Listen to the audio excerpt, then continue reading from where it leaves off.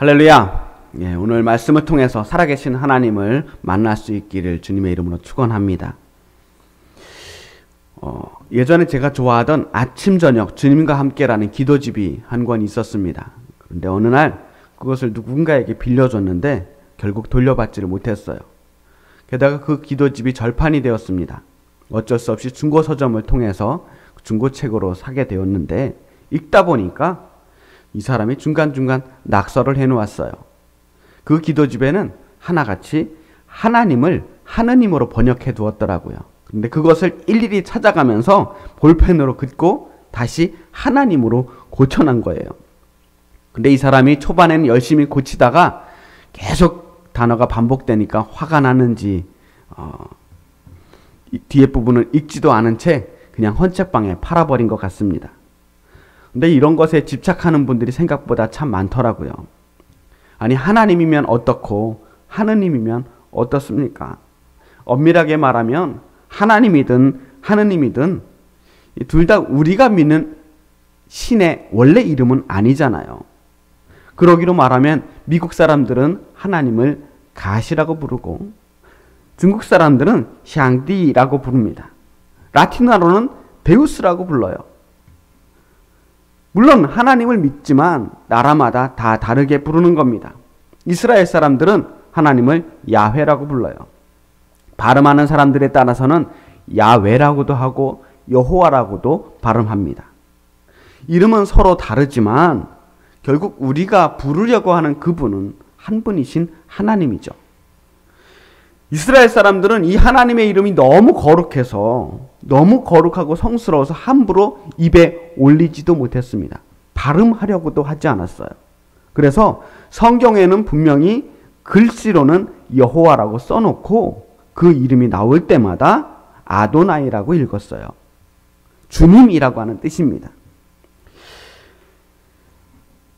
출애굽기 3장에 보면 모세가 떨기나무 가운데에서 하나님을 만나게 돼요. 그리고 그 하나님을 만났을 때 모세는 하나님께 하나님의 이름을 묻습니다. 그때 하나님께서 가르쳐 주신 이름이 스스로 있는 자라고 하는 이름이에요. 그 스스로 있는 자를 히브리어로 하면 야훼가 되는 거예요. 스스로 있다라고 하는 것은 누군가 그를 존재하게 만들거나 낳지 않았다라고 하는 뜻을 가지고 있습니다. 원래부터 그냥 존재한다는 뜻이에요. 자기 스스로가 자신뿐만 아니라 모든 세계의 근원이 되고 근본적인 원인이 되고 그 자신의 존재 말고는 그 존재를 설명할 수 없는 존재, 그런 존재가 바로 스스로 있는 자다라고 하는 뜻이 가지고 있는 의미입니다. 말이 좀 어려웠는데 그냥 하나님은 그 어떤 말로도 쉽게 설명할 수 없는 존재란 말이에요. 이 스스로 있는 자를 영어로 I am who I am 이라고 번역이 되어 있는데요. 사실 이 부분에 대해서 한글로 번역한 것은 개역개정판이나 개역한글판 성경보다는 새 번역이 제일 잘 된 것 같습니다. 출애굽기 3장 14절에 보면 이렇게 말씀하고 계셔요. 하나님이 모세에게 말씀하셨다. 나는 곧 나다. 너는 이스라엘 자손에게 이르기를 나라고 하는 분이 너를 그들에게 보냈다고 하여라.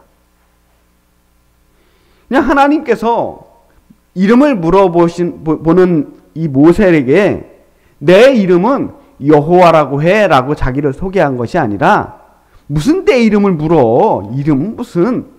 나는 그냥 나야 라고 말씀하신 겁니다. 그러니까 엄밀하게 말하면 하나님의 이름은 여호와도 아닌 거예요. 하나님도 아니고 그 어떤 이름으로도 함부로 이름 붙일 수 없는 존재가 하나님이에요. 그런 의미에서는 아도나이, 주님이라고 하는 호칭이 오히려 더 적당할지도 모르겠습니다. 사실 이름보다 더 중요한 것은 본질이에요. 뭐라고 부르냐가 문제가 아니라 어떻게 믿고 있느냐 하는 것이 더 중요한 일이란 말이에요. 오늘 이야기하고자 하는 것은 바로 그 본질에 대한 이야기를 하려고 하는 것입니다. 오늘 우리가 읽은 말씀은 출애굽기에서 가장 하이라이트라고 할 수 있는 이 시내산 밑에서 일어난 일이에요. 모세가 하나님 앞에서 십계명을 받기 위해서, 계명을 받기 위해서 시내산에 올라갔습니다. 그런데 40일이 지나도록 내려오지 않아요. 40일이 다 되도록 내려오지 않고 소식도 알 수 없습니다. 사람들은 불안해졌습니다. 단지 모세가 보이지 않기 때문에 불안한 것만은 아닙니다. 사실 홍해를 건너갔을 때 이스라엘 백성들은 금세 가나안 땅에 도착할 줄 알았어요. 금세 젖과 꿀이 흐르는 그 약속의 땅에 도착할 줄 알았는데 점점 일정이 길어집니다. 하나님이 어디로 인도하시는지 자꾸 광야를 맴돌고 계셔요. 이 광야 생활이 언제 끝날지 알 수가 없게 되었단 말입니다. 사람들은 마음이 불안할수록 확실하게 의지할 것들을 찾게 되어 있어요. 그래서 백성들은 아론을 찾아갑니다. 일어나서 우리를 인도할 신을 만들어 주십시오. 우리를 이집트 땅에서 올라오게 한 모세라는 사람은 어떻게 되었는지 모르겠습니다. 하나님을 대신해서, 모세를 대신해서 우리를 인도할 대체 신을 만들어 달라고 부탁을 하는 겁니다. 그래서 아론은 그들의 귀걸이를 모아, 금귀걸이를 모아서 금송아지를 만들어 줍니다. 금송아지를 보면서 백성들이 외칩니다. 이스라엘아, 이 신이 너희를 이집트 땅에서 이끌어낸 너희의 신이다. 잘 보세요. 지금 아론은 어떤 새로운 신을 새롭게 창조한 게 아닙니다. 아론이 만든 것은 비록 금송아지의 모양을 하고 있지만 그것은 바알신도 아니었고 아세라신도 아니었어요. 다른 이방 나라에서 섬기는 그 어떠한 신을 만든 게 아니에요. 이스라엘을 애굽에서 인도해낸 그 신을 만든 거예요. 여호와 하나님을 금송아지 모양으로 만들었단 말이에요. 이미 그들에게 있어서 이 금송아지라고 하는 모양은 익숙한 모양입니다. 당시 송아지 모양은 많은 이방 종교에서 사용하고 있던 우상의 모습이었습니다. 왜냐하면 이 송아지 모양은 풍요의 상징이었거든요. 아주 귀하고 귀한 황금과 풍요를 상징하는 송아지 상이 만난 거예요. 최상의 조합이죠. 사람들이 싫어할 사람이 없었습니다. 이스라엘 사람들은 그 모양을 보고 너무나 기뻐했어요. 그리고 그 금송아지 모습을 한 자기를 인도해냈다고 하는 그 하나님께 예배를 합니다. 번제와 화목제를 드리고 있어요. 물론 이 번제와 화목제는 하나님께서 명령하신 대로 율법에 따라 예배를 드렸을 겁니다. 사람들은 이 금송아지가 우리를 애굽에서 인도해냈다고 감사하면서 굉장히 감동적으로 예배를 드렸을지 모르겠어요.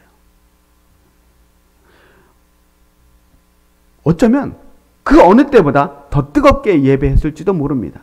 왜냐하면 지금까지는 하나님이 계신지 안 계신지 긴가민가 하면서 예배를 드렸다면, 보이지도 않는 하나님께 예배를 드리고 있었다면, 이제는 내 눈앞에 확실히 보이는 금송아지 모양을 하고 있는 그 하나님 앞에서 살아있는 예배를 드렸던 거예요. 어쩌면 말 그대로 하나님을 내가 인격적으로 만났다고 고백하는 순간이 되었을지도 모릅니다. 뜨거운 감격으로 내가 오늘 예배를 통해서 은혜 받았다고 이야기한 사람들도 있었을 거예요. 그들은 너무나 기쁜 나머지 그 금송아지 제사를 마치고 나서 앉아서 먹고 마시다가 일어나서 흥청거리며 뛰어놀았다라고 말합니다. 그런데 이 모습은 단순히 예배를 드리고 나서 그 감격에 너무 기뻐서 뛰어놀았던 것은 아닙니다. 성경학자에 의하면 이 모습은 이방 종교에서 제사를 드릴 때 하는 모습이라는 거예요. 당시 고대 종교의 모습은 여러분들이 다큐멘터리를 통해서 볼 수 있는 원주민들이 소리를 지르고 춤을 추며 불 주위를 빙글빙글 돌면서 이상한 소리를 내는 그러한 모습과 아주 닮아 있었다는 거예요. 신상 앞에 불을 켜놓고 제단 주위를 빙글빙글 돌면서 그렇게 끊임없이 하나님을 부르며 예배를 드린 거죠. 그렇게 정신없이 춤을 추면서 어떤 무아지경에 빠지면서 신을 만나려고 하는 그러한 모습들이 이방 종교의 모습이었거든요. 자, 지금 이스라엘 백성들은 하나님을 섬기고 있는 것일까요? 아니면 우상을 섬기고 있는 것일까요? 지금 하나님을 향한 예배와 이방신을 섬기고 있는 방식들이 막 뒤죽박죽되어서 엉망진창이 돼버린 겁니다. 산에서 마침내 모세가 내려왔을 때 그 광경을 보게 됩니다. 얼마나 기가 막혔을까요? 그들이 말로는 하나님을 믿는다고 말했지만 정말로 하나님을 믿은 게 아니었다는 거예요. 그냥 이름만 여호와 하나님이라고 불렀을 뿐이지 그들은 진짜 하나님을 예배한 게 아니었다는 거예요. 마태복음 7장에서 예수님은 이렇게 말씀하십니다. 나더러 주여 주여 하는 자마다 천국에 다 들어갈 것이 아니요 다만 하늘에 계신 내 아버지의 뜻대로 행하는 자라야 들어가리라. 말로는 하나님을 믿는다고 말하면서 엉뚱한 짓들을 하는 거예요. 보이지 않는 하나님을 보이는 하나님으로 대체해버렸어요. 그것들이 그들에게는 더 믿을만해 보였고 설득력 있게 보였을지 모릅니다. 하지만 그렇게 보이는 하나님으로 만들어버린 순간 하나님은 이제 하나님이 아니라 우상이 되어버렸어요. 말로는 여호와 하나님을 믿는다고 말했지만 금송아지상을 믿고 있었던 겁니다. 너무나 무섭고 두렵고 떨리는 이야기예요. 왜냐하면 이 이야기가 까마득히 오래전에 지나간 옛날 이야기뿐만 아니라 바로 오늘 지금 이 순간에서도 일어나고 있는 일이기 때문입니다. 요즘도 하나님을 믿고 똑같은 성경을 읽고 똑같이 예수님의 이름으로 기도하고 있는데 과연 우리가 같은 하나님을 믿고 있는 게 맞을까 하는 의문이 들 때가 있어요. 어떻게 같은 하나님의 말씀을 읽고 같이 하나님을 고백하고 있는데 이렇게 다르게 하나님을 믿고 있는 것일까? 이런 질문을 할 수밖에 없는 상황들이 있더라는 거예요. 만약 하나님이 한 분이시고 그 하나님께서 교회를 통해서 우리에게 말씀하시고 역사하신다면 그 말씀을 들은 성도들은 전부 반응이 똑같아야 정상이잖아요. 일관성이 있어야 되죠. 하나님이 한 분이시니까. 그런데 어느 교회에선 이렇게 말씀하시고 어떤 성도들에겐 또 다르게 말씀하시고 또 다르게 역사하셔서 어떻게 하나님이 한 분이 아니라 수백, 수천 개가 있는 것처럼 그렇게 다양하게 반응될 수 있을까? 왜 같은 하나님을 믿는 사람들이 이렇게도 다를 수 있느냐 말이에요. 달라도 너무 달라요. 그냥 단순히 약간의 교리 차이 정도가 아닙니다. 때로는 아주 다른 종교를 믿는 사람들과 같다는 생각이 들 정도입니다. 저는 분명히 오늘날 많은 사람들의 마음속에 금송아지가 있다고 생각을 해요. 보이지 않는 하나님을 믿지 못하니까 눈에 안 보이는 하나님을 믿을 수가 없으니까 자꾸만 자기가 만들어낸 허상을 믿게 돼요. 자기의 기대를 채워줄 하나님을 만들고 내 욕심을 채워줄 하나님을 만들어냅니다. 그들에게 있어서 하나님은 언제나 나를 만족시켜줄 신일 뿐입니다. 이 땅에 수많은 거짓 예언자들이, 거짓 목사들이 그렇게 금송아지들을 만들어냈습니다. 하나님 믿으면 축복받습니다. 모든 일은 당신의 계획대로 될 것이고 모든 질병에서 해방될 것이고 모든 죄악에서 자유로워질 것입니다. 기도하기만 하면 틀림없이 응답받습니다. 모든 소원을 하나님께 말씀만 하세요. 하나님은 당신의 요구를 전부 다 응답해 줄 것입니다. 이렇게 달콤한 말로 유혹했습니다. 하나님을 이야기하고 있지만 사실은 그 마음속에 더러운 금송아지가 있었어요. 하나님이 원하시는 말씀을 하는 것이 아니라 사람들이 원하는, 사람들이 좋아할 만한 이야기들을 했어요. 사람들은 열광했습니다.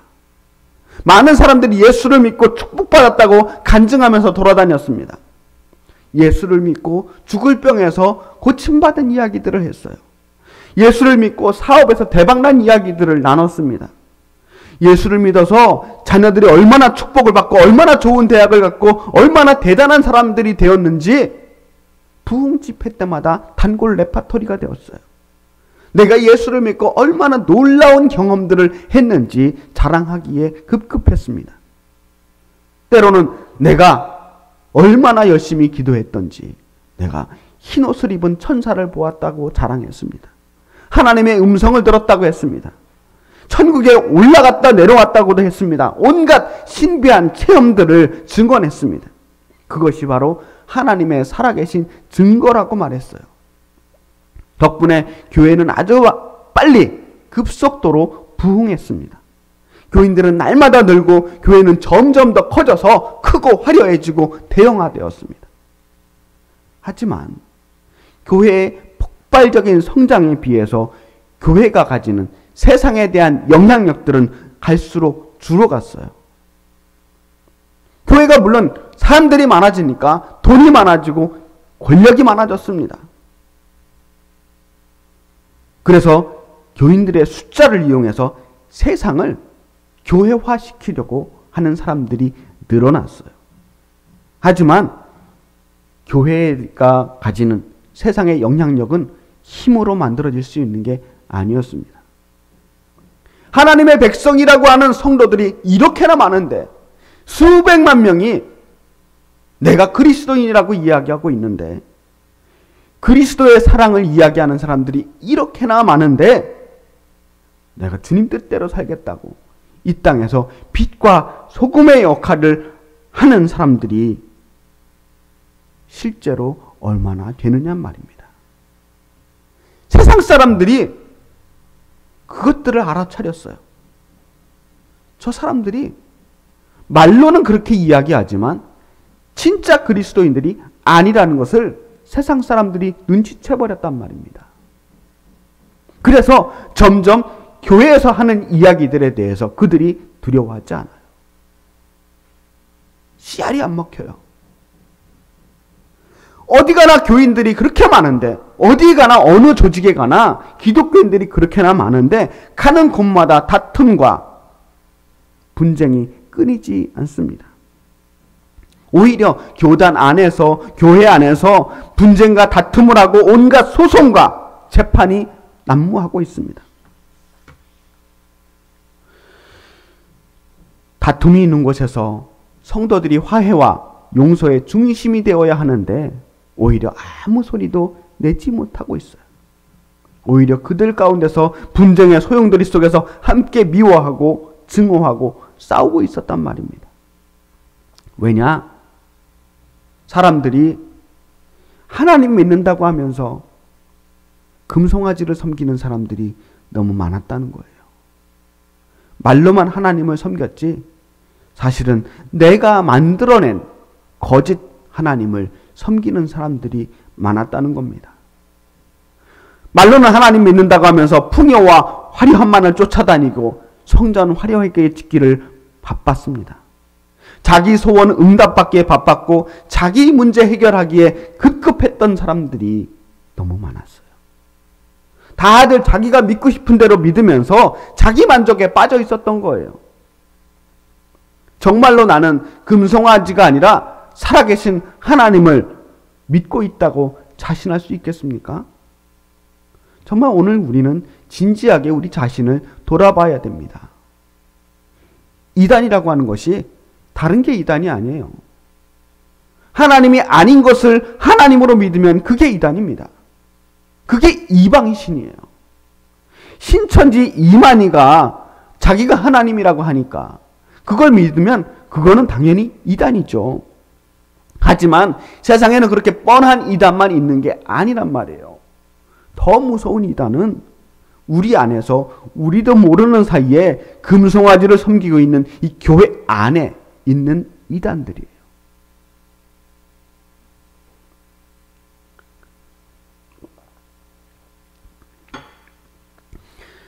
뉴욕의 맨하튼 월스트리트에 가면 앞으로 금방 뛰쳐나갈 것 같이 보이는 거대한 송아지 동상이 있습니다.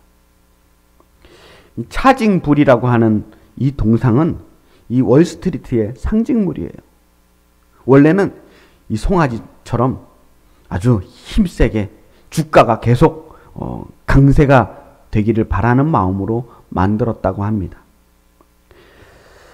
현대 자본주의의 중심이 되는 이 월스트리트에 송아지 동상이 있다는 것은 상당히 상징적인 의미가 있다라고 생각합니다. 오늘날 우리에게 이러한 송아지들이 곳곳에, 우리의 마음 곳곳에 자리하고 있습니다. 하나님을 믿는다고 하면서 재물을 믿는 사람들, 이방신을 섬기는 사람들입니다.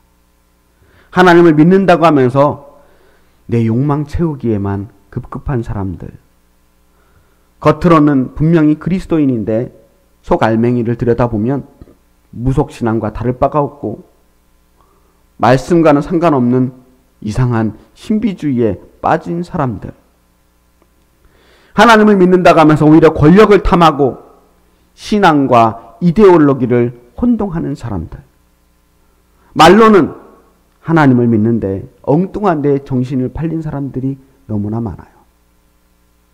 하나님 믿는다고 하면서 오히려 하나님을 이용합니다. 하나님을 위해 산다고 하면서 사실은 하나님이 나를 위해 존재하기를 바라요. 말씀에서 멀어지게 되면 하나님과도 멀어지게 됩니다. 본질에서 멀어져서 금송아지를 믿게 되는 거예요. 모세가 시내산에서 내려와서 그 꼴을 보고는 하나님께서 주신 그 십계명 돌판을 집어 던져서 그 금송아지 신상을 박살을 냅니다. 말씀으로 박살내는 거예요. 도저히 용납할 수가 없었습니다. 용서할 수가 없었어요. 그건 안 되는 거죠. 금송아지는 아무리 열심히 섬겨도 결국 금송아지일 수밖에 없는 겁니다. 절대 하나님이 될 수 없어요. 우리가 믿는 하나님은 금송아지 안에 가둘 수 없는 크고 위대하신 분입니다. 그리고 우리는 이 우주 안에서 미세먼지보다도 작고 보잘것없는 존재예요. 우리는 이 수백억 년, 수천억 년 얼마나 될지 모르는 이 기나긴 우주 시간 속에서 100년도 살지 못하는 정말 잠깐 왔다가 사라지는 존재들입니다. 그에 반해서 하나님께서는 이 헤아릴 수 없는 그 시간 속에서 우주의 시작부터 끝까지 존재하시는 분이에요. 무한하게 확장해가는 이 빛의 속도로도 가늠할 수 없이 거대한 이 우주의 크기보다도 더 크신 분이 하나님이셔요. 우리가 은혜를 받았다라고 하는 것은 우리가 하나님을 완벽하게 알게 되었다는 뜻이 아닙니다. 우리는 우주의 이치와 신앙의 도를 깨닫는, 도닦는 사람들이 아니에요. 우리는 예수를 믿어도 여전히 어리석고 부족하고 죄 많은 사람들입니다. 은혜를 받아도 역시 우리는 하나님을 알지 못해요. 우리의 본질이라고 하는 것은 쉽게 변하지 않습니다. 진정한 은혜는 이 범우주적인 이 하나님께서 작고 보잘것없는 우리를 아신다는 거예요. 그냥 아는 정도가 아니라 그 하나님께서 우리를 우주의 어떤 존재보다도 더 많이 사랑하시고 지켜보시고 우리를 함께해 주신다고 하는 사실입니다. 그 사실 하나만으로도 우리는 이 우주에 빛나는 그 어떤 별보다도 더욱 찬란하게 귀한 존재라는 사실을 기억해야 합니다. 그 하나님께서 우리를 사랑하셔서 아들을 주실 만큼 사랑해 주시는 거예요. 그깟 금송아지 문제가 아닙니다. 알량한 우리의 계획이나 소원이 대단한 게 아니에요. 때로는 우리가 너무나도 크게 생각하는, 우리가 감당해야 하는 그 무거운 짐들 역시 하나님 보시기에는 우주의 먼지보다도 별것 아닌 것들이에요. 하나님을 사랑한다라고 하는 것은 초월적인 존재와의 깊은 만남을 말하는 것입니다. 하나님과 하나가 된다는 건, 그리스도와 연합하게 된다는 건 이제 새로운 세상을 꿈꾸게 된다는 거예요. 오늘 이 시간, 바로 지금 이 순간, 하나님께서는 그 모든 우주 속에서 틀림없이 우리 한 사람 한 사람을 찾아내셔서 우리를 만나고 계시는 줄을 믿으시기 바랍니다. 하나님께 감사합시다. 그리고 그 하나님께 우리의 존재를 맡겨드리는 거예요. 모든 염려와 근심을 맡기고 주님께서 주시는 진정한 평화를 맛보시기 바랍니다. 헛된 금송아지가 아니라 진짜 하나님을 만날 수 있길 바랍니다. 오직 진짜 그리스도인만이 세상을 변화시킬 수 있습니다.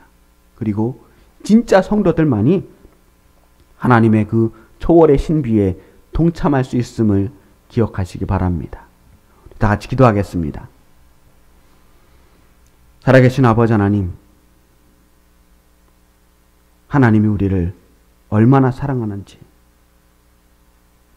그 사랑에 우리가 늘 감사하며 찬양해야 하는데, 우리가 하나님을 믿는다고 이야기하면서 때로 우리 마음속에서 다른 하나님을 그려보고 있었던 것은 아닌지 고백하게 됩니다. 하나님을 믿는다고 하면서 혹시나 우리 마음속에 거짓된 금송아지를 섬기고 있었다면 지금이라도 당장 그 우상들을 없애버리고 오직 하나님만 섬기게 하여 주시옵소서. 오직 주님만 바라보며 참된 그리스도인으로, 참된 성도로 살게 하여 주시옵소서. 예수 그리스도의 이름으로 간절히 기도하였습니다. 아멘.